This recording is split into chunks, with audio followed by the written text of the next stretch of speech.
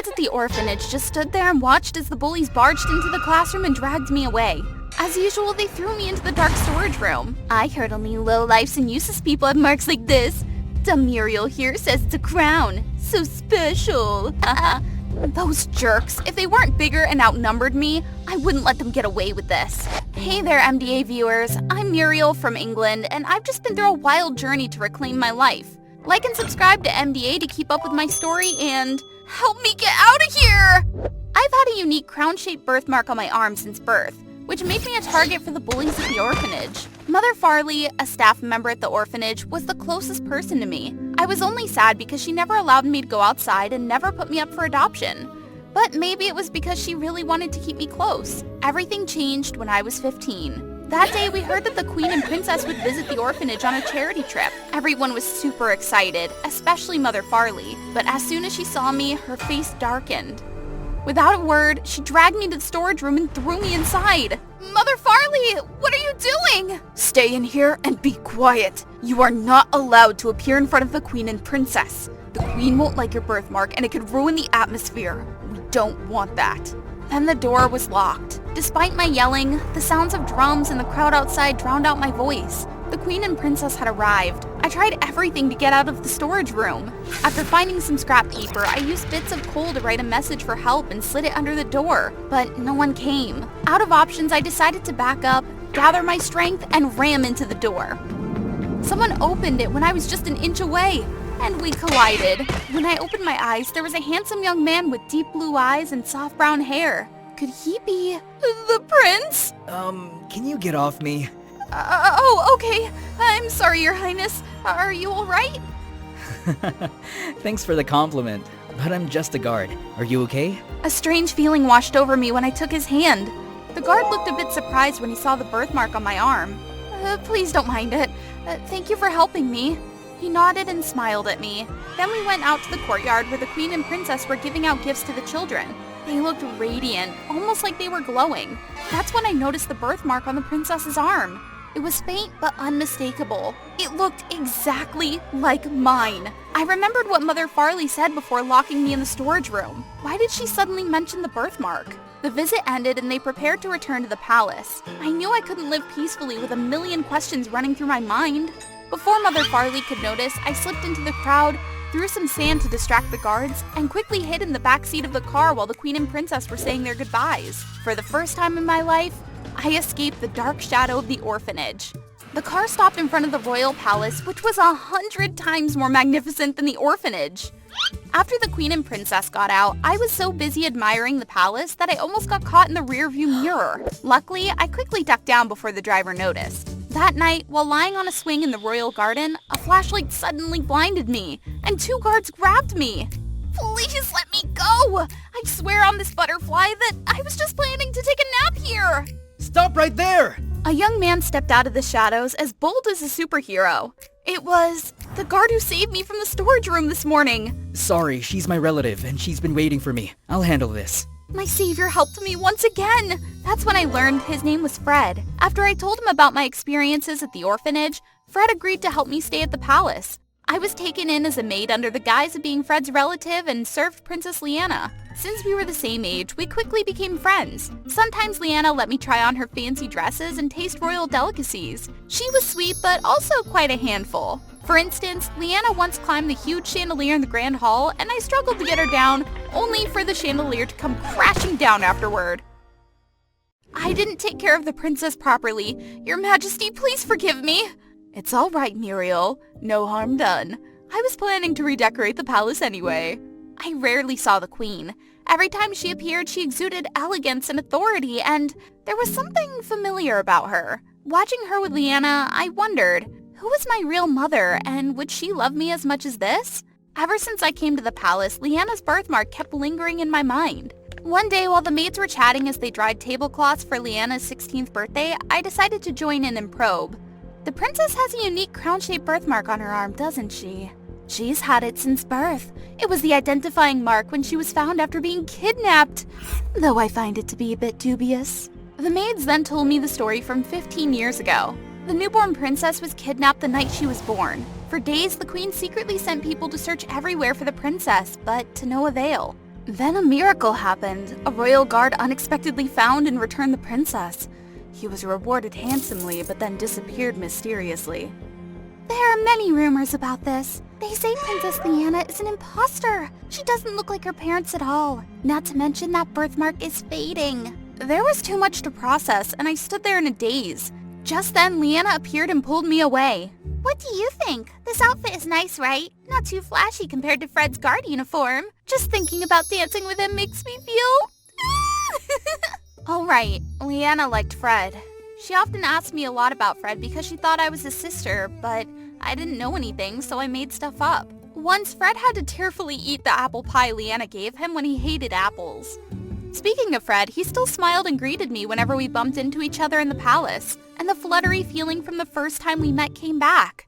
On the night of Lyanna's birthday party, I was assigned to take care of the multi-tiered cake. Fred came to sit next to me in the waiting room. Muriel, why do you look so pensive? It's nothing, I've never had a birthday cake of my own.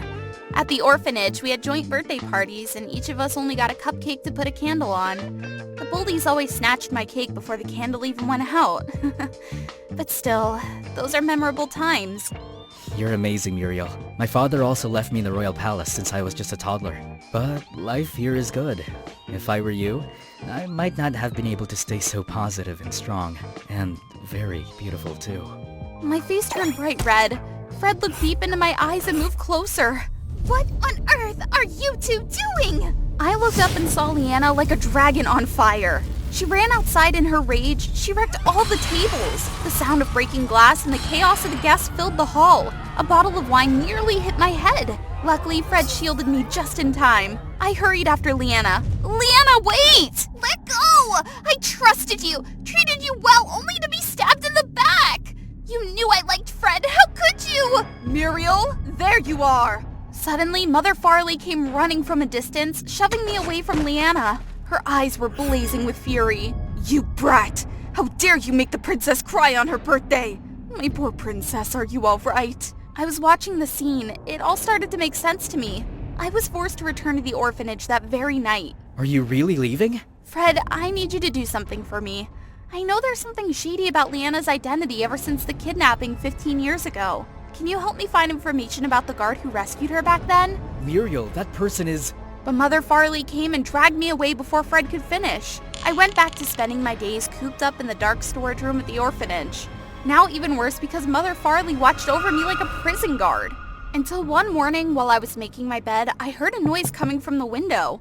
When I turned around, my heart nearly jumped out of my chest seeing Fred climbing in. Fred, what are you doing here? We don't have much time, Muriel. Come with me!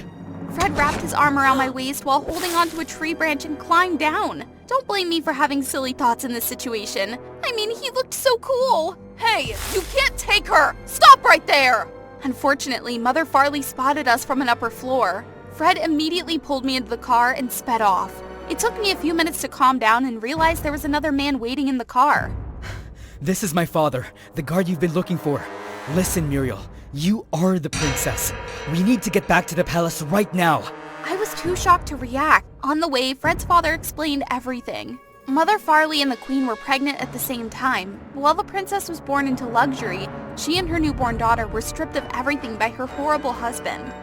Not wanting her daughter to suffer, she asked her royal guard brother, who is me, to kidnap and swap the babies. I've lived with the guild ever since, so when Fred became a guard, I told him to find the princess and protect her no matter what. Now, let me return your rightful life to you. When we arrived at the palace, we immediately requested an audience with the queen. Guard Jonathan? Your Majesty, I sincerely apologize for hiding the truth all these years. Today, A loud crash came from outside the courtyard. Mother Farley had driven a truck straight into the palace gates. No one will take my daughter's life away! I rushed forward and knocked her down before she could grab the thing hidden in her cloak. She struggled and threw me off, frantically searching for the gun. Just then, Lyanna appeared and stomped on it. Lyanna? Mom, please stop! We can't keep making these mistakes! Please! Mother Farley burst into tears and hugged Lyanna tightly. Perhaps her biggest mistake all these years was not being there to care for her own daughter. Fred had explained everything to Lyanna before leaving the palace to find me. She apologized to me and slowly accepted that she and Fred were cousins. In the end, everything fell into place. Of course I was overjoyed, but it would take some time to get used to this new life. Tomorrow is the day you'll be announced as the princess to the public. What's the first thing you want to do? I'm going to put the crown away. What do you mean? Pack my bags and go on a world tour. I've been cooped up in the orphanage for too long, Fred. Besides, as the princess of the kingdom, maybe I can meet and help people who are struggling out there. Do you mind being my companion? I'm always willing to be by your side, princess. My daughter was intently reading love letters as I told her about the old romance between me and her dad. Suddenly, the doorbell rang and I rushed to open it, only to find Tommy, the most famous guitarist of the band Atome, and the lead singer Andre. Both of them were standing there with radiant smiles and a big gift in their hands. Daddy's home! Wait. I want you guys to guess who the real husband and father of my daughter is. Both of these handsome guys pretty tough, right? Before I reveal the answer, don't forget to like and subscribe to MDA. Hi, I'm Julia. Back in high school, I was a total bookworm. I didn't care about school parties, beauty contests, prom, or anything like that. I just buried my nose in thick books until one day, my Prince Charming appeared. I always volunteered to take care of the stray cats at school after classes. Being around those annoying classmates made me realize just how much I loved animals. One day, while I was bringing pâté to the stray cats in the schoolyard, a group of boys surrounded me. One of them grabbed a kitten by the scruff and lifted it high. He had a nasty, wicked grin on his face. "Don't hurt it!" I screamed, trying to protect the kitten. He didn't say a word, just smirked and let go of the kitten. In its panic, the kitten spread its claws and launched straight at me. Watch out! I couldn't react in time, only feeling someone grab my arm and pull me away. My face hit a solid chest, and I realized my savior was Andre, the hot boy of the class. Oh, mamma mia. In this misfortune, there was a silver lining. Even if the pâté fell, it would be a romantic rain. Would he ask me to dance? Ah! This is so annoying. We tumbled to the ground. Andre still held me, asking if I was okay with those gentle eyes. Everything around me faded in the presence of his beauty. In contrast to Andre's gentleness, Tommy, the rich and cold son of a famous entertainment company, was notorious for being icy and wealthy. Watching him knock on each bully's head, I couldn't help but think, he must be the ringleader of this gang. That night at home, I couldn't stop thinking about Andre saving me. A few days later, a clip of Andre rescuing me in the schoolyard went viral. He became even more famous online, and I was determined to pursue Andre. There were so many girls around him, making it impossible for me to get close. I made some chocolate for Andre and secretly placed it under his desk. The next morning, I was thrilled to see him open the box and eat it. But as soon as he took a bite, he spat it out. Moments later, Andre broke out in hives. Quick, get Andre to the nurse's office. He's allergic to almonds. My love confession turned into a disaster. Luckily, the doctor said he was given allergy medicine. The next day, the whole school was buzzing about someone maliciously putting almonds in Andre's chocolate. Everyone tried to find out who sent it. Naturally, I was scared to death. I hid in the restroom, eavesdropping, when a hand holding a phone appeared in front of me. It had recorded the entire scene of me sneaking the chocolate under Andre's desk. I'm doomed. I looked up to see Tommy's smug smile. Looks like someone owes me an explanation, huh? I swear, I didn't know he was allergic to almonds. I begged Tommy to keep the secret. But what he said next hit me like a lightning bolt. Andre is being trained to become a famous star at my dad's company. The company is afraid of people like you harming him, so they've asked him to leave school.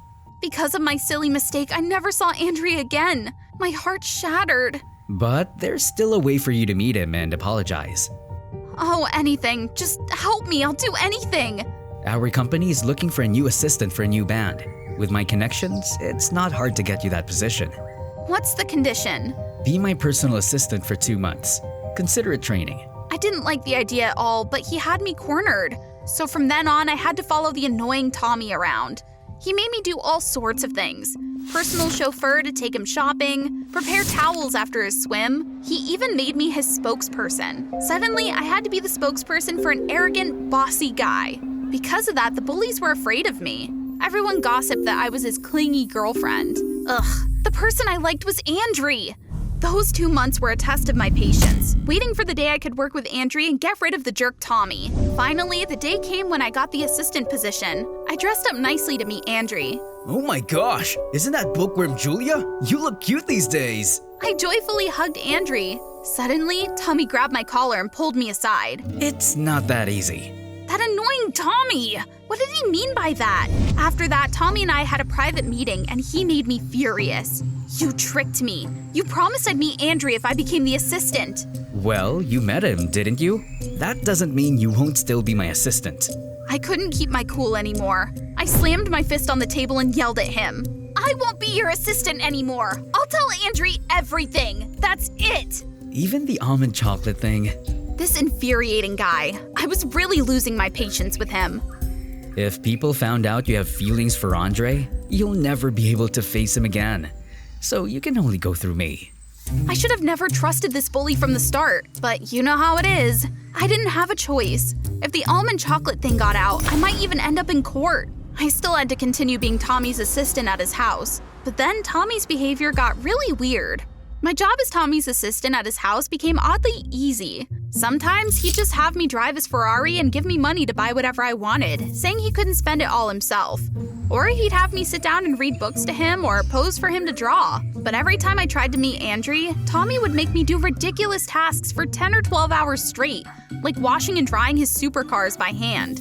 Just one car? Too easy. Tommy suddenly pulled a remote from his pocket. The other garage doors opened. Holy moly, he wanted me to wash 5 Ferraris at once. Wash each one twice, then dry them thoroughly by hand. Are all rich people this crazy? This was driving me nuts! I grabbed 2 paint cans and sprayed them all over his Ferraris. Serves you right, you jerk! If you keep laughing, you won't have time to meet your precious crush.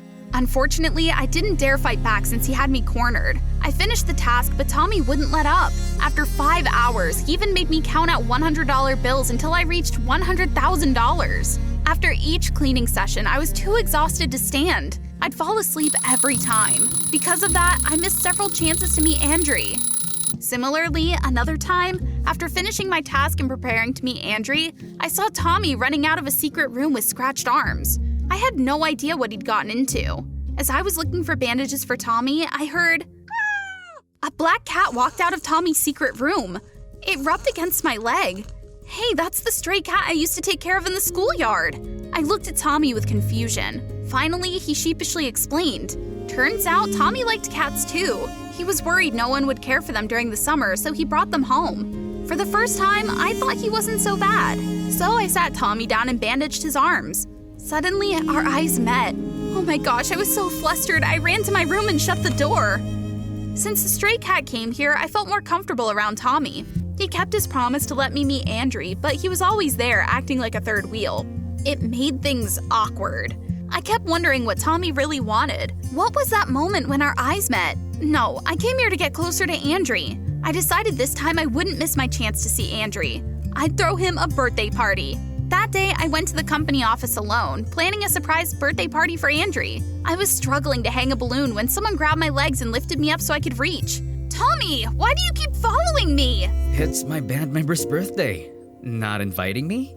I ignored him and continued preparing the party for Andre. Seeing I was upset, Tommy tried to make me laugh. Stop joking around! I said stop joking! Oh no, I slipped and fell into Tommy, knocking over the table. The cake and food went everywhere. I was furious with Tommy and was about to give him a piece of my mind when he pulled me into hiding. He wouldn't let me make a sound. Just then, Andre walked into the room. He saw the mess and got really angry, then stormed out. I couldn't take it anymore and tried to follow Andre, but Tommy held me back. Enough! Stay away from me, you selfish jerk! Where are you going? Today, I'm confessing to him. Tommy suddenly pulled me back and kissed me. Julia, I like you. Can you just stop liking Andre? Let go, you're just selfish. Who likes someone and leads others to bully them? You just want to ruin things because everyone treats Andre well. He doesn't deserve you. Actually, we kept arguing and I decided to make it clear to Tommy. I only love Andre. Rip up all the contracts. You're just making me feel annoyed and miserable. That night, I packed up and left Tommy's mansion. Back home, I tossed and turned, unable to sleep. Why did Tommy say Andre wasn't worthy? And what was this confusing feeling I had? After that, I blocked all the calls from Tommy. In his last email, Tommy said he would respect my wishes and stop bothering me. He also transferred me to be Andre's assistant as promised. I didn't believe Tommy's confession was sincere, but for some reason, seeing that message made me feel uneasy. A few days later, Andre suddenly showed up at my house and rang the doorbell. When I opened the door, he hugged me tightly. It turned out Andre knew I had secretly planned his birthday party, but that Tommy ruined it, so he felt guilty. He was moved by what I had done for him and suggested that we try dating. Wasn't this what I had always wanted? But as we went on dates, Andrew talked a lot, yet I found myself uninterested in his stories. It felt like we had no chemistry. Strangely enough, I kept thinking about Tommy. Everything was a tangled mess until the day I discovered the truth. That day, I heard someone sent a blackmail video to the company targeting Andrew. Unexpectedly, the video showed the day I started liking Andrew. I couldn't believe my eyes. He was paying those bullies to stage his rescue of me to boost his own popularity. Julia, let me explain. I was wrong then, but now I genuinely like you. I felt disappointed in my own judgment. By now, I could tell that Tommy had liked me all along. That's why he was always looking out for me, not leading the bullies. He made me his personal assistant so no one could bully me again. Andrew panicked when he saw I wasn't angry with him. The company also begged me to testify against the bullies for defamation. I will testify for you, but the person I truly like is the one who has always protected me silently. It's not you, Andrew. Right after that, Andrew apologized and took responsibility publicly. As for me, of course I had to talk to the person I wanted to see the most right then. I'm ready to hear you scold me now. I'm sorry. Please don't be mad at me anymore, okay? Tommy took a deep breath and then said everything he had been holding back. Do you know I made you do all those tasks because I was scared you'd go meet Andre? And then what? I liked you since I saw you taking care of the stray cats in the schoolyard. Did you know that? And then what? Why didn't you tell me what Andrew had done to me?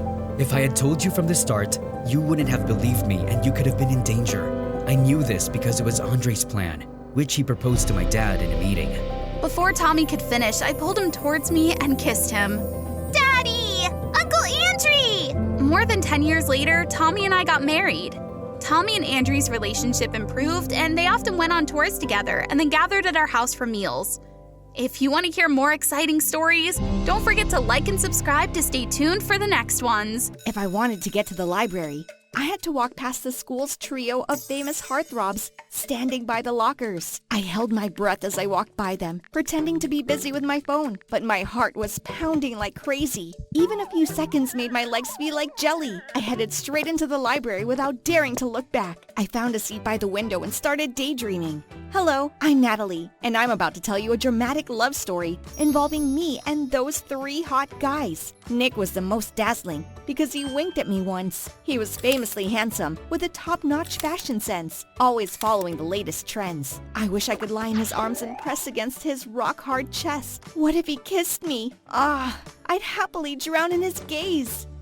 As I was packing up my books to leave, a streak in the sky caught my eye. A shooting star! Making a wish on a shooting star makes it come true. So I clasped my hands and made a wish. I wished for Nick and me to become a couple. The next morning, I went to school and felt something different. People were buzzing with excitement. Curious, I walked to the courtyard where a crowd was gathered, gasping and pointing. What's happening? Let me see. Hearing my voice, everyone parted to make a path for me to walk straight to the center. As I got closer, I realized Nick was standing there, holding a bouquet of roses. Fireworks went off, making me jump. In the sky, 2 planes flew in formation, creating a large heart with a banner trailing behind it that read, "Natalie is the most gorgeous girl in the world." My heart stopped. Could my shooting star wish from last night have come true? Right then, Nick shouted over the crowd's noise. Natalie, do you like it? My heart screamed with joy, but before I could respond, someone grabbed my hand and pulled me away. I turned around to see Ivan, the rich guy whose parents were tycoons, holding my hand tightly. I looked back at Nick, who seemed as shocked as I was.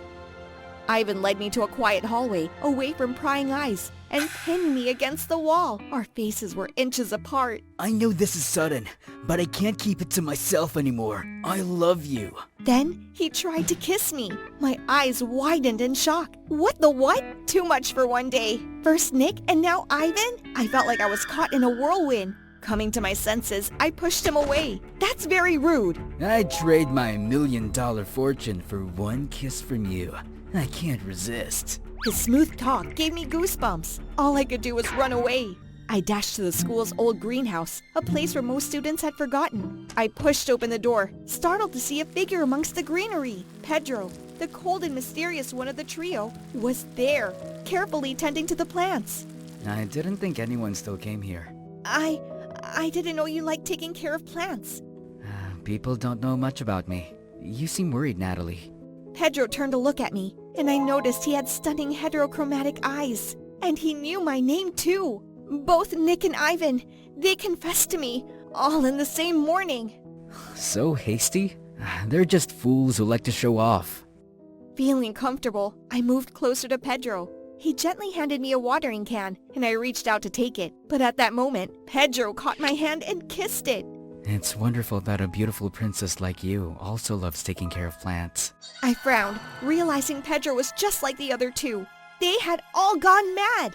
Not knowing how to react, I awkwardly slipped away and headed back to class. My friends greeted me with sharp glares. Did they think I'd used a love potion to attract all three heartthrobs? In reality, I'd only made a wish on a shooting star, which seemed to have worked too well. I overheard some girls gossiping. It must be a joke. No way they're interested in her. Really? She's dressed like a total dork. I turned around, ready to snap at them, when the classroom door suddenly opened. Nick walked in, looking as dashing as ever. Natalie, I didn't get to ask this morning. Will you be my girlfriend? But the romantic moment was interrupted as both Ivan and Pedro appeared at the classroom door. What was this scene? Three heartthrobs fighting over me. I had no choice but to pretend I had a stomachache and escape from there. The next morning, I sat in class thinking about Nick. I still liked him and was worried that my behavior yesterday had embarrassed him. I needed to explain, so I ran to find him. But in response to my heartfelt intention, I saw Nick flirting with another girl in the courtyard, right where he had confessed to me the day before. But why did you have to do that? Confess to her so publicly. Just a stupid bet. Natalie was picked randomly. 14 days to win her over. I only need 2. You guys really bet $1 million on this? Yep, she's not worth that much. But whatever, money doesn't matter. It's just a game. Unbelievable! They used me as a bet. All my feelings for Nick vanished, replaced by hatred. They picked the wrong girl to mess with. So let the games begin.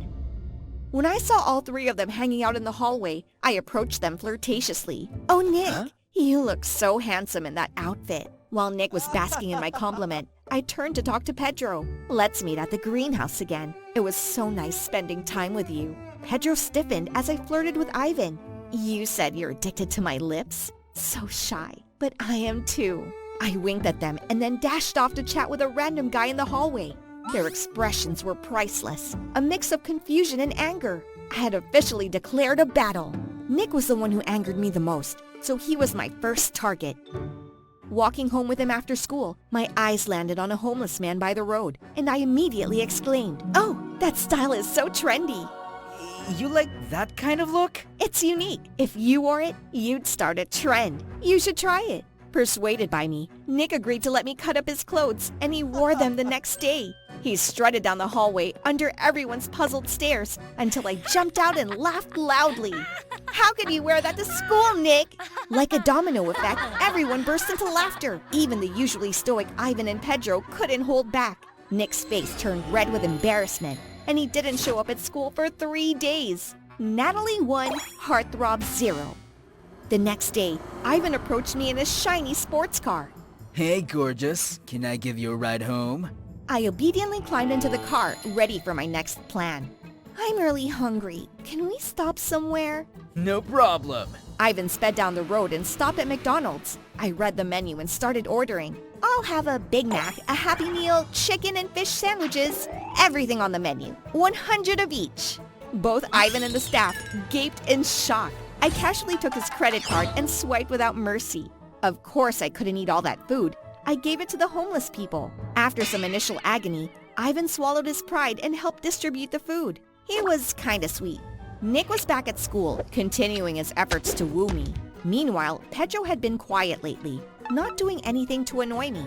But if we were playing a game, I'd go all out. Seeing Pedro leave the boys' locker room, I bounced over and told him I wanted to visit his family. I knew this was Pedro's boundary since he was famously private and no one knew much about his background. To my surprise, he patted my head and gently nodded. Sure. See you after school. Wait, I walked right into that one. But no worries. I'd find another way to embarrass him. I hopped onto Pedro's slick motorcycle and we stopped in front of a cozy little house. It was built in a Japanese style, like something out of an anime. Seeing my awe, he took my hand and led me inside. Pedro's mom greeted us with a warm, radiant smile, Turns out he was half Japanese, half American, and his stunning eyes were inherited from his mom. At that moment, all my plans to prank him vanished. I just wanted to enjoy the cozy atmosphere. After dinner, his mom gave us some privacy in the backyard garden. Wow, it's like a mini forest. You know my interests. Oh, I thought you intentionally went to the greenhouse as part of your plan to woo me. Pedro surprised me second guess. Was he really that good an actor? Didn't you guys bet $1 million that whoever wins me over in 14 days gets the money? I didn't think I was worth that much. No, I never joke about love. Looking into Pedro's eyes, even without words, I could tell he meant it. He genuinely liked me. For the first time, I felt my heart pounding in my chest. The spring fling event was just around the corner, and all the girls were excitedly choosing outfits and makeup. It was also a chance to confess their feelings to their crushes. After class, I walked to the courtyard and saw all 3 guys vying for my attention as if I were a celebrity. What are you doing here, Pedro? You weren't in this race initially. Never mind. Hey, Natalie, let me take you shopping for the festival. The 3 of them glared at each other, sparks flying. I ignored them and headed toward the gate. I picked out a cute dress and styled my hair beautifully. I just wanted them to see that I was worth more than their stupid bet. When I arrived at the event held in the schoolyard, everyone stared at me in amazement. Wow, you look amazing, Natalie. Move aside. That's my future girlfriend. Everyone stepped aside as Nick approached. He got close, reached into my hair, and pulled out a rose. For you, the most beautiful girl here today. Magic tricks too? Thanks, but I wasn't interested. The crowd buzzed again as a helicopter appeared overhead and began to land. Ivan stepped out and walked straight toward me, always showing off. When this event ends, can I take you for a light meal in France? Ivan truly didn't care about money. His only concern in the bet was his pride. But he picked the wrong girl to impress this time. Strangely, I didn't see Pedro anywhere. Curious, I wandered around, glancing here and there to find a similar figure. Finally, I remembered where he might be. I slowly walked to the school's old greenhouse. The plants there were thriving. Pedro seemed quite skilled at this. Oh, were you looking for me? I jumped and turned to see Pedro standing there, smiling kindly. Then he approached. I don't like crowded places, especially when the person I like isn't there. My heart started racing again. I couldn't find words. I've liked you for a long time, Natalie. I just didn't know how to tell you. I was about to respond when someone grabbed me and pulled me away. Nick! Pedro, that's slow. Are you trying to ruin my business? Stop before it's too late. I won't let you play with her feelings. Ivan rushed in to stop them before they could fight. With no other choice, I had to end this. Stop it! That bet was stupid! And you should know, you've all lost. Nick and Ivan looked surprised and then ashamed, while Pedro remained cold and composed. I ran straight home, leaving them standing there like statues. In the days that followed, life returned to normal. People said Pedro had moved away. The trio no longer bothered me. I should have felt relieved, but I didn't. I realized I missed someone. Look, a shooting star! When I saw the shooting star streak across the sky, I clasped my hands and made another wish. On my way back, I intentionally walked past Pedro's house. It was true. They had moved out, and the place was no longer felt warm. Then it started to rain, but I stood there, hoping for a miracle. The rain stopped. No, someone was holding an umbrella over me. Pedro! You didn't think I'd leave without saying goodbye, did you? I'm so glad you're here, I'm not going anywhere, Natalie. Not without you. Pedro said, gently wiping the tears from my cheek.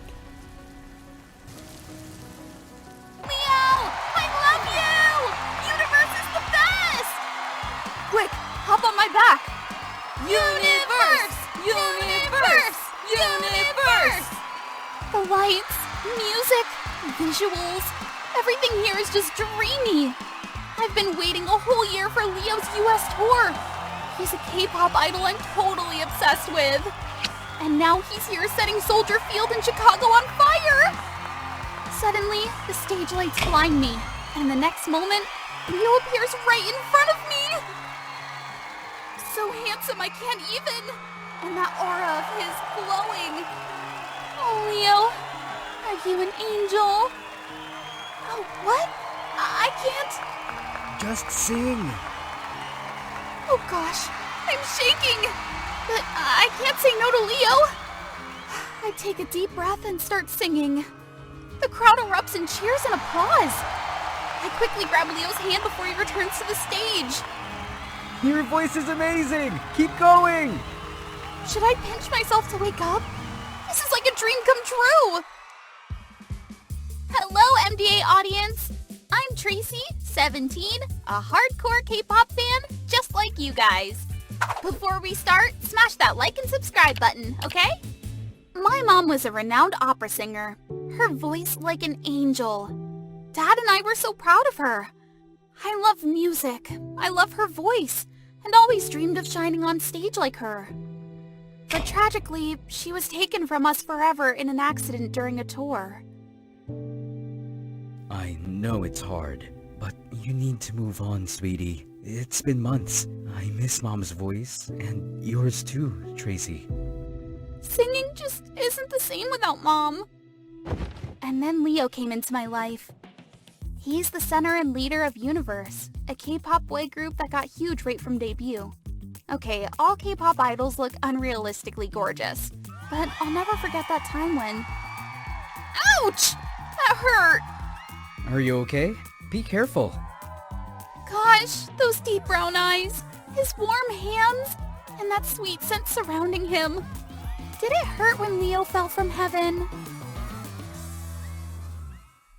If only I could go to a Universe concert and see Leo perform live. The atmosphere must be amazing. I spent all last night getting these front row standing tickets. You can't say no this time. Universe doesn't come to the US often. Oh my god, Janet! How did you... Oh, stop it. You're my best friend. Seeing Leo perform for the first time, my soul felt revived after a long time. And singing into Leo's mic that night changed my life. Since then, I've spent hours with Janet blasting Universe's songs, turning my room into a mini concert. I crave the feeling of that concert night. Gosh, Janet, I'm showering! Are you even focused on showering? Come see! You got directly selected as a trainee at Universe's management company! What? Oh my, is this real? What's happening? I sent them your profile. Remember all those singing videos I took of you? It took me an entire afternoon to pick one to send. You did what? Damn, my best friend isn't joking! What now? I'm going to Korea to become a trainee at the same company as Leo? The next morning, the company's casting manager came to pick me up. In the next 2 months, the trainee who excels in training and tests will get to record a song with Leo before our new girl group debuts. Just 1 spot. Ready for it? Oh my god! This is crazy! But record a song with Leo? How could I ever refuse? My first time in South Korea, everything was so new to me. Korean signs everywhere, and finding subway stations felt like a treasure hunt. Luckily, after a few lost days, I finally started getting the hang of getting around. The hardest part was training for the tests. Not just singing, we had to learn dancing, rap, and then combine it all in a performance. Your moves need to be on beat and more decisive. Practice more. Leo must be in a bad mood today. He seems much harsher than usual. Hey, new trainee, don't you know any manners? Why didn't you bow to me when you arrived? Oh, I'm really sorry. I'm American, so I'm not quite used to the greetings here yet. No excuses. If you want to last here, better learn the basics. That's Sarah, Leo's personal manager. Famous among fans for being tough and formidable. Yep, nothing's easy. I need some spicy rice cakes to lift my spirits. Wow, looks so delicious!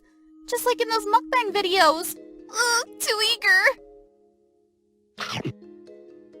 Yikes! So hot! Oh no! I'm so sorry! I didn't mean to! Stop it! You're making it worse! That voice! Leo? No! You've got the wrong person! Weird. Could I be mistaken? I'm a hardcore fan. Even his build resembles Leo's. The only odd thing is that he's not accompanied by a manager or bodyguard. Just as the guy who looks like Leo turned away, a group of schoolgirls swarm him. 당신은 이러입니까? Leo, 사랑해요. 레오 정말 잘생겼어. Whatever. Whether he's Leo or not, I have to help him. I stuff a scarf into my shirt to make my belly look bigger and then... Honey, what's all this chaos about? Hey, we are foreigners. This is my husband. We were just enjoying spicy rice cakes together. Tteokbokki. The girls look confused, but my pregnant belly probably made my made-up story more believable. Excuse me. Thank you. I'm Leo. Sorry for being rude earlier. It's okay. I'm sorry for ruining your nice white shirt. We're even. Wanna try some spicy rice cakes? They're great for mood boosting. Gosh, I had to work hard to stay cool. We start eating and talking. It's magical because just a few days ago, Leo was still a beautiful dream I thought I'd never reach. Oh, Tracy! So you're one of the trainees directly selected in the recent casting? Too bad I didn't recognize you. It's okay, Leo. I get it. You meet thousands of fans daily and just judge dozens of trainees. Remembering someone like me isn't easy. No, not really. I remember handing you the mic in the Chicago concert and being blown away by your voice. Oh, I'm not that amazing. You're the real deal. Standing confidently on a huge stage in front of thousands of fans and performing so well? Yeah, it is amazing. Just that at the end of the day, when I leave the stage and finish a long day's work, loneliness and suffocation come creeping in. It's been a long time since I've felt like I could talk to someone like this. It's like an invisible connection formed between us. Leo started showing up more at the trainees' practice room. I often caught him watching me train intently. He even kindly corrected my moves in front of everyone. How could I not be moved? That drove Sarah crazy. Understandable. Everyone knew she had a thing for Leo for a long time. You better be careful. One foolish move from you could affect Leo's career. But who cares about her? Only one final test left. I'm sure to debut and likely to be chosen to record a song with Leo. I never imagined Sarah's threat would become a reality so soon. What the heck? My phone's flooded with nasty messages. There's this post online titled, "Famous Universe member has a girlfriend?" With photos of me and Leo at the spicy rice cake place, and that moment he handed me the mic at the concert. They spun a story of a secret romance between a fan and an idol. Just a trainee, not focusing on debut, but busy dating. Pathetic. I'll never support her. Choosing to date someone famous to boost her own popularity? Right when Leo's star is rising? Such a cunning girl. The hateful comments about me were endless. Oh no, what's happening? I tried to contact Leo, but his phone was locked. Shockingly, he didn't show up for my final assessment either. Don't bother. You wouldn't have debuted anyway. I wouldn't be surprised if you admit to orchestrating this whole thing. Whatever. You can't deny it. I warned you from the moment you didn't bow to me. I was boiling with rage. But first, I needed to put her aside. During my test, everything started going south. I couldn't hear the music. Someone had tampered with the speakers, making the sound too soft and distorted. The music's too soft. I can't catch the beat. I think it's a way to test a trainee's exceptional ability. Just dance. Damn it! It was her doing! There was no other way. After a few steps, chaos ensued. Forgetting the moves, not hearing the music properly, my feet tangled, and I fell flat in the middle of the performance. Oh no, this isn't good. Pack your things, Tracy. Disappointing. After the scandal you caused with Leo, this test should have been better. We're canceling your debut. I locked myself in my dorm room that night. Maybe I'd been dreaming too big.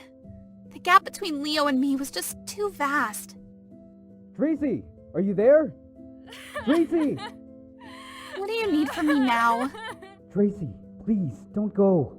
I'm sorry for disappearing these past days. I know how confused and terrible you must have felt. I understand. It's okay, Leo.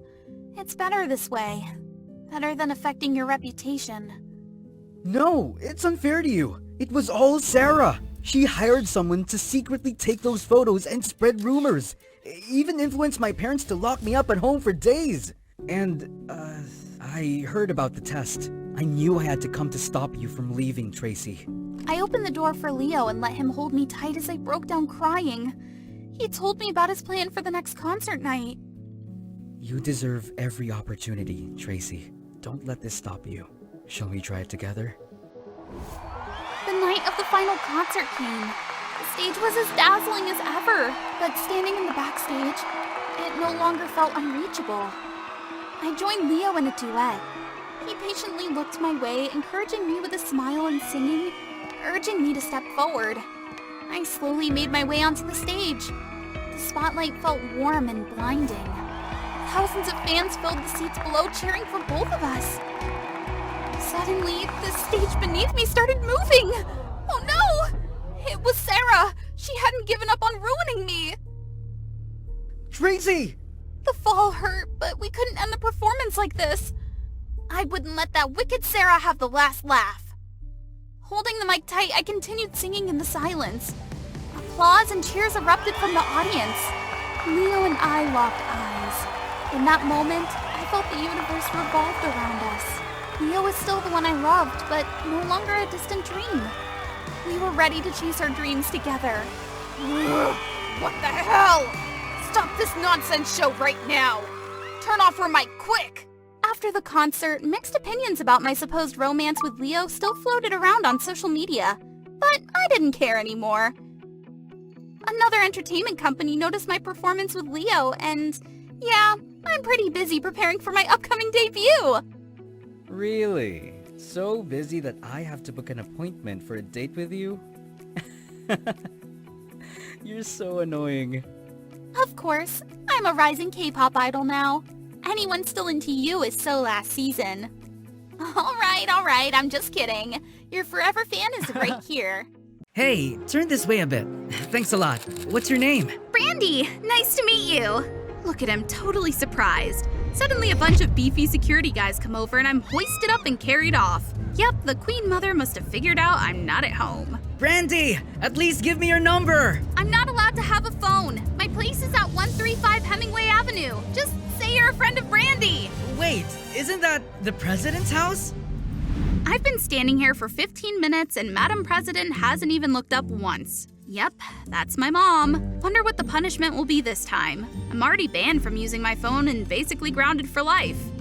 You've really crossed the line. Your ridiculous outfit is embarrassing me. I'm sorry, but I've been preparing for this event for months. Nobody even recognized me, though. So you've been lying to me for months? That's not the main issue. Just listen to me. No, you listen to me. You deliberately sneaked out to do something forbidden. From tomorrow, you're being homeschooled. No more school for you. What? That's so unfair! Unfair? You think there are no consequences? You are the president's daughter, and I expect you to act appropriately. Dye your hair back to its natural color, or else forget about any vacations this year. Really? Locking me up is your solution? Why won't you listen to me? You know what? I don't need you anymore. I hate this red hair. It reminds me of having a mother like you. I hate you. I braced for a rage storm from Mom, but she just looked at me with tired eyes and walked away. Fine. This time, I'm not coming back. Mom beefed up security. It was tough, but I finally managed to sneak out by hiding in a delivery truck. But is that my face on the missing child alert on TV? That was fast! Sadly, this reminds us of a similar incident 4 years ago. Damien Gonzalez, then 12, has been missing ever since. He was about my age. Looked kinda girly except for the short hair. So, okay, time for a disguise as usual. Let's see how convincing my makeup skills are. Facing the cops, they seemed pretty skeptical, but the real challenge was convincing Damien's parents. They were talking to a cop outside. What if they don't buy it? I could end up in jail for impersonation and worse, sent back home. Stop overthinking, Brandy. Here they come. Mr. and Mrs. Gonzalez, is this? Damien, thank God. Hold on, we should do a DNA test. No need. This is our son. Damien is back. Yay? Weird feeling, but looks like my makeup skills have secured me a shelter for the time being. On the way home, the two I now call Mom and Dad wouldn't stop babbling about everything that's happened in the 4 years I was gone. I didn't get a word they said. They looked happy, but I myself felt guilty. You're so quiet. You must still be in shock. It's okay, everything will be back to normal soon. I wonder why Damien disappeared. Did he run away too? At home, Dad led me into a room. This is your room, remember? Everything's just as you left it. Why isn't he leaving? Right, I'm supposed to be a boy. He doesn't find this weird. But asking him to leave would give away my girly voice, so I had to use gestures. As soon as the door shuts, I collapse on the bed. Phew, haven't had a moment to think about all this. So now I'm Damien Gonzalez, supposedly an 18-year-old guy. But to play Damien right, I need to find out who he really was. I rummage through every drawer, closet, and even under the bed, but find nothing that shows who Damien really was. Then I spot something shiny deep in the closet. A sequin dress? And several other dresses in here. Are these Mom's? But Dad said this room was left untouched. Damien, what are you doing? Put that down! I jump in shock. She came in when? That stern face is too scary. She then calmly snatches the dress from my hand and picks up the other dresses, casually replacing them with boys' clothes and fitting them on me. Darling, those aren't for you. These are what you should be wearing. This is right. Change and come down to eat. Let me put these away for you. Don't make us sad. Should I wear this? Is this right? Is she playing dolls with me? But whatever, I'm starving. Just as I head downstairs though, Dad drags me into the bathroom. To cut my hair. One hand clamped on my head, the other wielding clippers to shave the back of my neck. Not stopping there, he even shaves my non-existent mustache with a razor. Soon you'll grow a real man's beard, my boy. This is beyond weird. If he wasn't any stronger, I'd have fought back, but the hunger and the smell of delicious food distracted me. There's a feast waiting in the kitchen. It's been forever since I had a warm family meal like this. Probably since Dad passed away. Without him, Mom and I hardly eat together, and we never say grace anymore. So good.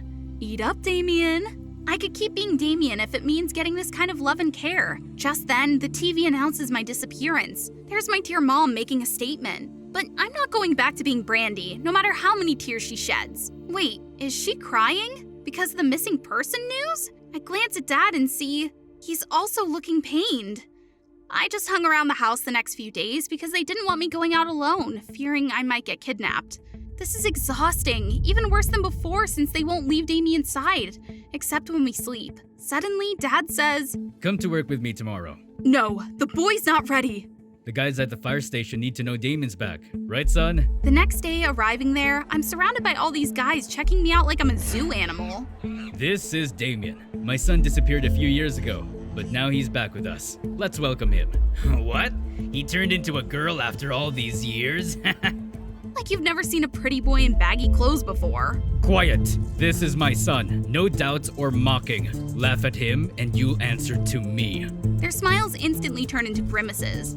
Suddenly, a guy pulls me aside. Listen, I don't know what you're up to with his family, but I know for sure you're not Damien. So who are you, huh? Speak up. Just then, Mr. Gonzalez walks by, making this guy quickly let me go and pretend nothing happened. It's usually peaceful here unless the alarm goes off. And just like that, the alarm blares. Everyone scrambles into their gear and rushes to the fire truck. I'm dragged along by the same guy who was just rough with me. I'll deal with you later. Duty calls first. Let's go. This is Damien's job too. I'm clueless until I see a huge column of smoke. We arrive at a chaotic scene. Adults yelling, running back and forth, kids crying all over. Everyone's face is smeared with soot. The fire is up on the 15th floor and there are cries for help coming from above. Damien, don't run around. Your job is just to stand here. I obey. I'd only get in the way. The victims are being rescued using ladders or carried out by firefighters. In the distance, I see that rude guy from earlier stopping a middle-aged woman from running back inside. No, my child is still in there. I can't leave her. Let us save your child. Please don't go back in. The woman collapses, sobbing. But as soon as no one's looking, she darts inside. At that moment, the entire 15th floor explodes. Shards of glass and bricks flying everywhere. Lower the rescue ladder! I hear them all say the lower floors have been evacuated, but my head echoes with a phrase in my mom's voice. No one gets left behind. How can you be sure? Hey you, deploy the safety net. There might still be people up there. Aha! Caught you! Forget about it. Get the net out and call for the loudspeaker. Thanks to others joining in, we get the net deployed, just in time for someone to jump from the middle of the building and land safely. It's the same woman! She risked everything to save a little girl? I told you I wouldn't leave my daughter! The scene touches everyone, including me. Would my mom risk so much for me? That night, the fire department celebrates. There were no casualties in the fire. They even thank me for helping. That rude Adam even treats me with respect now. More importantly, when I discreetly ask him about Damien, his answer confirms my suspicions. The next day, while Mom was out and Dad was still hungover, I decided to make a break for it to avoid being exposed. Did you think you can run away again? I step back in fear and notice Mom's been here the whole time. Where were you planning to go? We know you've been trying to escape. You're not our Damien, but we're willing to overlook that flaw and still be a family.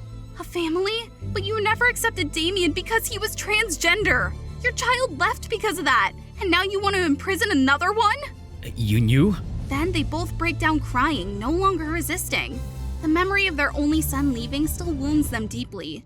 We've regretted it, but Damien couldn't see that. When we saw you, we just wanted to make amends for the harm we'd caused our child by welcoming you home. We thought we could keep fooling ourselves forever, but the truth is, Damien will never come back. Looking at them, I wonder, maybe my mom feels the same way right now. I miss her too.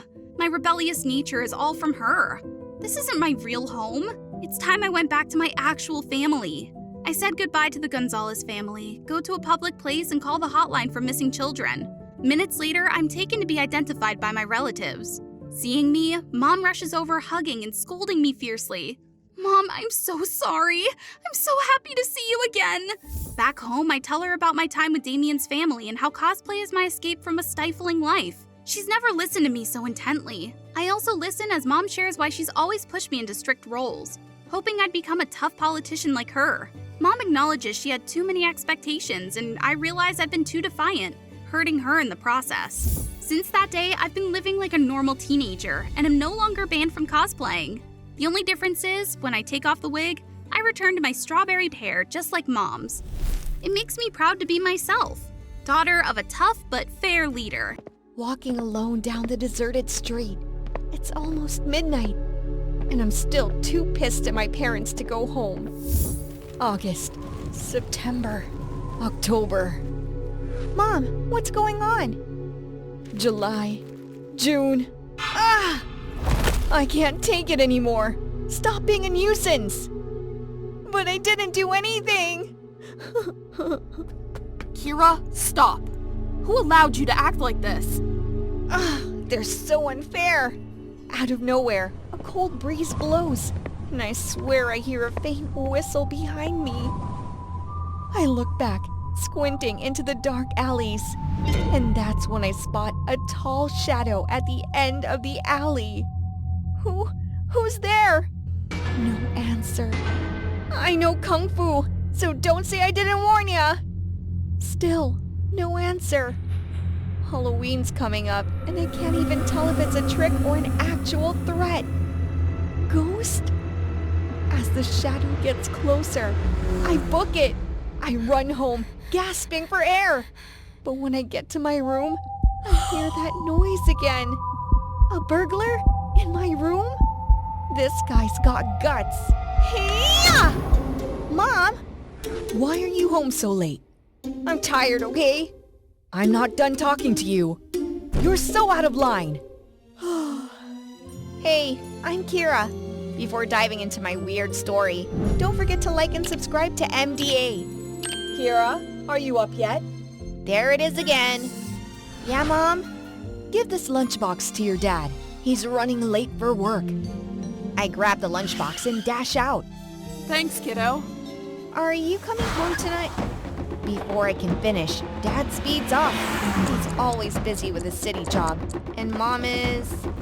why is it more expensive again? I'm losing my mind. Yeah, she's always stressed about the monthly bills. No news there. Why can't you be successful like your friends, so we don't have to struggle, Kira? I should leave before Mom blows the roof off. I'm still happy with my life. I don't have many friends, though. People generally avoid me because I don't join in on their activities. A few hours later. Anyway, today's special. I would go home early as maybe something special is waiting for me at home. Ah! Robbery! Ugh, jerk! I chase him down to get my bag back, but I can't keep up. I slip and fall into a mud puddle. Well, free mud bath for my birthday. Hey, happy birthday! When I look up to see you return my bag, the guy is gone. Really? Help a girl out then vanish? Ugh, the cake's ruined. What a crappy birthday. I go home and Mom screams at me. What did you do, Kira? Why are you always causing trouble? It's my birthday today, Mom. I put the ruined cake on the table and storm off to my room. Bummer. I had to buy my own cake. And my parents didn't even remember my birthday. Huh? What's this? Who threw this in? That shadow again. Was he following me since last night? But then a guy my age steps out and smiles. That's the first time I met Sam. It's just... I saw you walking alone at night and I wanted to make sure you were safe. Didn't expect you'd think I was a creep. What a dumb move, Kira. Turns out, Sam was the one who got my bag back. But the cake is ruined. Here, I got you another birthday cake. Happy birthday, Kira. A few hours ago, Sam was a total stranger. Now he feels like an important part of my life, making it feel magical again. Thank you. Sam eventually transfers to my school. Life's better with him around. We get close enough to share family stories. My family's kinda messed up too. My parents are super controlling. Whenever Mom goes on a rampage, I sneak out with Sam. Finally, someone who gets what I've been through. I even told him about my plan to run away from home. One day, our teacher announced we were getting a new student, JJ. But from the moment he walked in, JJ was staring at me like I was an early Halloween costume or something. And whenever I was in the hall, he was lurking. So weird. What's your deal? What do you want? JJ doesn't answer. Kira! I dashed over to Sam, leaving JJ in the dust. Dude's a freak. I don't like him around you. Keep your distance. He gives off bad vibes. I'm thinking Sam's just jealous. OMG! What if Sam thinks JJ's into me, and that's why he's stalking me? Wait, is JJ actually into me? Oh gosh, this is embarrassing! Attention all students, the Halloween party will be held on Saturday evening next week. Sam and I start prepping for the upcoming Halloween party. We decided to go as Harley Quinn and Joker, cause honestly, we were like two peas in a pod. Not just clowns, but we couldn't care less about anyone but each other. I'm so pumped for that party! I'm only going because you're excited. Sam's words gave me all the feels. He's the only one who gets me. Be right back. Right after Sam exits, JJ suddenly appears. Something's off. Oh my god! I'm shook when JJ spills coffee all over my dress. Seriously? You did this on purpose, didn't you? I'm sorry, but I wanted to ask you about Sam. This dude's not even pretending to be sorry. What a creeper! Wait a sec.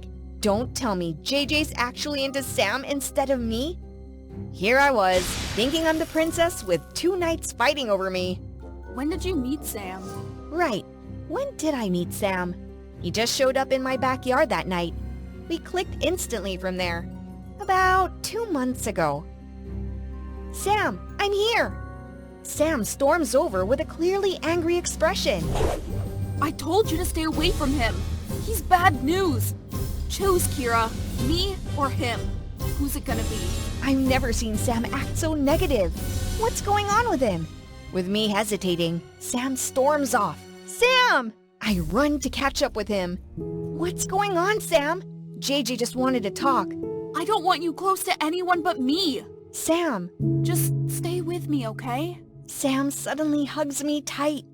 From that moment, I knew we had something deeper than friendship. But when I got home, I received some shocking news. My dad decided we're moving to the city because he's tired of commuting. Can you stop complaining?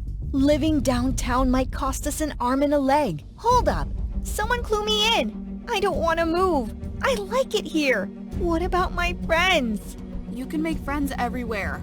We're leaving tomorrow. I instantly call Sam to ask what the heck I should do now. Always shows up right when I need him. I want to get away! After the Halloween party tomorrow, I'll take you far away. Deal? I'm so done with living here. This seems like the best option. The next night, I wait for Sam at the party entrance. Ugh, took me forever to wash out that coffee stain. Frickin' JJ! Some friends pass by, totally gossiping about me. After tonight, I'll be gone.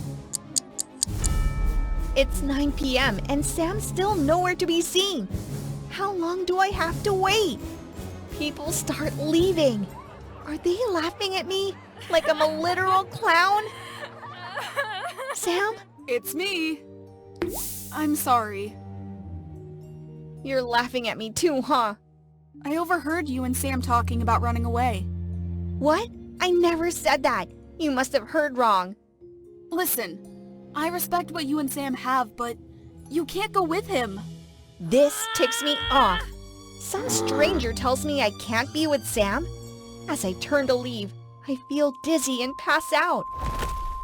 I wake up, blinded by intense light. What? Where am I? I see a familiar face in the bright light. It's JJ. He kidnapped me? Sam was right. JJ's bad news. Let me go! Another man approaches with a pendulum, starts swinging it in front of me. Dad, start! Dad? That's JJ's dad? Kira, wake up! I'm here to save you! Sam grabs my hand and we bolt.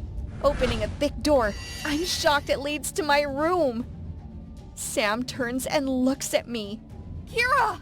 Who am I? He gives me a paper airplane. Don't worry. Be happy. In my mind, I see myself folding paper airplanes. Did I do that? Kira, who am I? Images roll like slow motion footage. It was just me all along. I had imagined everything. Kira, I'm you. Ah! My head feels like it's been stabbed with 100 needles. I wake up sweaty. JJ's still holding my hand. How's our daughter, doctor? She's not stable yet. She needs time to rest. I take a deep breath. I've been diagnosed with delusion. JJ says he noticed the signs from the first meeting and wanted to look into it. His dad is a psychiatrist. That's why I've been following you. I've always been concerned. Even the coffee spill. So you did it on purpose? I knew it! Ouch! Calm down. Rest, Kira. Sometimes I thought Sam was just a figment of my imagination. Of course, he was like an angel who showed up exactly when I needed. I didn't know who Sam was or where he came from, but he made life feel brighter, so I chose to live in my dreams. My life had too many misfortunes. I really needed someone who cared. Kira, we talked to the doctor and your friend JJ. We didn't know you were so hurt. We're sorry. We've been too busy making money and forgot our real treasure is you. Lies! You even forgot my birthday! No, Kira. Dad tried to get a birthday cake, but got stuck in traffic. When we came upstairs, you had left. I shudder, feeling like I'm gonna collapse. We love you. They hug me, and just like that, my anger dissipates. I open the hospital room door, and I'm shocked to see Sam sitting there. He smiles just like the first time we met. Sorry for dragging you into this mess, but things are getting better. Look, your friend JJ has a gift for you. It's a framed photo of me sitting aimlessly in the library. I feel bad for thinking he was a creep before. Guess it's time for me to go. Goodbye, Sam. Wow, he's so cute! See that guy over there? He's a hot pop star and a special guest on the dating show I'm directing. Oh my, that look! Is he noticing me? Maybe we'll run into each other in the waiting room after the show. If I weren't a trainee director, I'd never be stuck doing these heavy lifting tasks. That director, Hazel, right? She's kinda cute. What? Talking about me? But nothing special. I could make her fall for me in 3 seconds. Bet? Oh, Hazel, why'd you blush when he looked at you then? Alright. I need to figure out a way to play him at his own game. This bet, I have to win. A few minutes later, a sleek, shiny car pulls up in front. Then a dashing guy steps out. Amid many admiring glances, he approaches me and says, My love, have you been waiting long? Hello, I'm Hazel, and will be a famous director someday if this dating show takes off. Weirdly, I've managed to pick a fight with our famous guest, and the one helping me out is Jacob, my childhood bestie. Jacob's parents are tycoons, rarely appearing in the media. My only impression of them is rich and super rich. Jacob has been into business since he was a kid, collecting seashells and sea snails from Hawaii to sell to classmates, and even other senseless stuff. This is air from the Philippines. See? Cool, right? Jacob and I grew up together. I remember when I was 18 and had just moved out. I was often bothered by guys hitting on me. Jacob bought an entire mansion and asked me to move in. Duh! I stayed on the upper floor and he stayed downstairs. Nothing fishy. Now I've moved out because my mom said it was inconvenient. We're just friends, Mom! Wait a second. Let's talk this through. The contract's already signed. Jeez, I didn't expect him to overreact like that. Ruin the whole show plan. What now? What to do? Hey, we've got another handsome and famous guy right here. No matter his resistance, I pushed Jacob onto the guest list. I almost burst out laughing at his indescribable expression, never having dated anyone before. Hazel, I don't know anything about this stuff. Just be romantic, like when you gave me flowers. You act well. I wasn't acting. All right, everyone, it's almost time. Right then, a staff member runs over and delivers another shocking update. One of the female contestants couldn't make it because she had a stomach ache. She said she ate some bad oysters. Okay, enough. Now we're one person short. Then you should join, Hazel. What is this nutjob saying? Crazy much? But before I could knock some sense into him, I realized everyone was looking at me, expectantly. Fine, it's all for the show's success, all right? Jacob, you're here too? Bianca? Long time no see. I thought you settled in France. This girl, Bianca, immediately shoves me aside to sit next to Jacob. Like, hello? There are empty seats over there, you know. We have a marriage pact, remember? What, a marriage pact? How come I've never heard Jacob mention this? Oh, seeing his face, I get how he dodged this topic. Well, gotta tolerate her as she's the daughter of the director, also the main sponsor of the show. I forced myself to smile politely. What? The script wants to pair Jacob and Bianca? We decided to let the show flow naturally and now they want to set them up to boost ratings. Psst, they don't even look good together. The show kicked off with 6 contestants, 3 guys and 3 girls facing each other. I lied that I was a doctor and came here to find my other half. When Bianca was asked about her ideal partner, she pointed straight at Jacob without hesitation.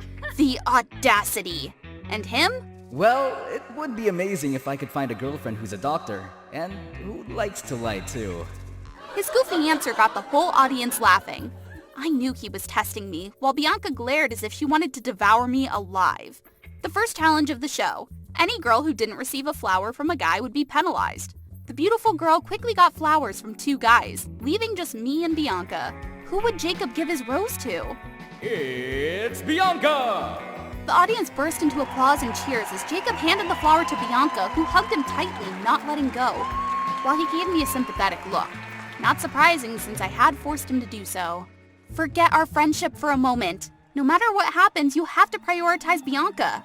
Now I had to face the penalty of being drenched by a bucket full of water poured from above. And guess what? I was the one who prepared that bucket. What the? Is that honey? Why? She looks like a pancake covered in honey. Not funny? Yet from that moment, the show's ratings skyrocketed. The audience seemed incredibly excited about my program. The next 2 challenges went by quickly, and of course, I was put through the ringer. I insisted that Jacob shouldn't help me. As long as the show's ratings were high, that's all that mattered. We're breaking records here! Our show just hit the highest live viewership record! Everyone on the team cheered joyfully. The director approached me, and that's Bianca's father. Jacob and my daughter are drawing a huge viewership. I want the show to have episode 2. To solidify that, I need that young man and my daughter to start hinting at dating in real life. Outrageous! This had to be her idea. But all for the success of the show, I had to swallow my pride. Come on, just help me out this one last time. You know it's hard for me. Damn it, Hazel. I'll cook dinner at your place for 3 months. Jacob, seizing his advantage, immediately agreed. I've sacrificed too much already. One morning, I stepped out of the supermarket with my arms full of groceries. Today, I'm going to treat Jacob to a top-notch beefsteak. He's gonna be so happy. Speak of the devil and he shall appear. Looking that sharp, he must be on a date with Bianca. Poor Jacob. But what if after dating they actually become a couple? Snap out of it. It'll never happen. I approached Jacob, planning to tease him, but as soon as he saw me, he pulled me aside. You owe me big time, just so you know. He was so close I could hear his heartbeat. It was racing just like mine. I wish it was you. I looked at Jacob, our lips nearly touching, and his warm breath mixed with mine. He was kissing me. But we're just friends, always have been. What's gotten into you today? We're just friends. I ran off, shocked, yet I couldn't deny I enjoyed that kiss. It was sweet. Could it be I've fallen for Jacob? My confusion quickly turned to panic as photos of Jacob and me in a close moment flooded social media. Then the calls started pouring in. Gosh, I knew it! If you don't handle this mess, you're fired. Exactly! Or I wouldn't be able to face anyone anymore! I was forced to do a live stream apologizing, claiming that Jacob and I were childhood friends, and that act was just overly friendly. It was all a misunderstanding, and we had to stress that there was no romantic relationship between us. Episode 2 filming day arrived. After one couple was eliminated in episode 1, only 4 of us were left, competing for the grand prize, a free trip to Paris. But I didn't care about that. What bothered me was that Jacob had been avoiding me ever since that day. Was he mad at me? Alright, ladies and gents. This challenge involves you and your partner entering a haunted house, trying to make it to the last room to write your names and your partners on a mirror. The first couple back wins! Amidst the audience's applause, Jacob and Bianca entered first, followed by me and a guy who seemed so innocent he bordered on silly. I'm really scared of ghosts. Save me if anything happens, okay? Just great. My fate seems even more pathetic than in round 1. Before we could brace ourselves, we were thrown into a roller coaster that zoomed forward. The guy next to me screamed non-stop as cold air began to blow and spiders and snakes started to drop. I wasn't scared because I knew about these tricks from the start. Exiting the ride, we headed straight for the last room. Right then, a skeleton flew at us, making me jump. Jeez, you got me there. But the guy, scared out of his wits, he disappeared into thin air. What the fudge? Alone, I entered the dark room, the only light coming from a red-lit mirror in the center. Approaching, I noticed Jacob and Bianca had already been there. Their names were written in lipstick encased in a heart. A surge of anger choked me. I realized then, I truly loved Jacob. It was love, not just friendship. Well, I still had to finish the job. While busy writing, I felt a shadow looming behind me. I'm just wrapping up here, you scaredy cat. Off you go. No response came, and curious, I turned around to see a figure of Valak standing there. This wasn't in the script. Suddenly, something grabbed my ankle tightly. Terrified, I screamed and then blacked out. I woke up to find myself tucked into a comfy bed. Jacob was sitting in a chair looking worriedly at me. Thank goodness you're okay. I was so worried. What happened? You got so scared you fainted during the shoot. I'm sorry I messed everything up. Jacob turned on the TV to show me what happened next. As soon as I screamed, everyone on the crew panicked. Jacob rushed in despite Bianca clutching at him. They found me lying there, Valak in utter terror. It was her! She asked me to do that! I didn't do anything, okay? No! How dare you blame me? Jacob was beside himself with worry. Stupid Hazel! Wake up! You're so strong! I can't live without you! I haven't even started flirting with you yet! Wake up! I love you! Of course, all those silly words were broadcast live along with the show, and everything blew up. The director fired you, but don't worry. If you want, I'll set up a company for you to be the director. Pfft, idiot. It's not like you ruined everything alone. I played my part too. What? So I thought we're just friends. That was in the past.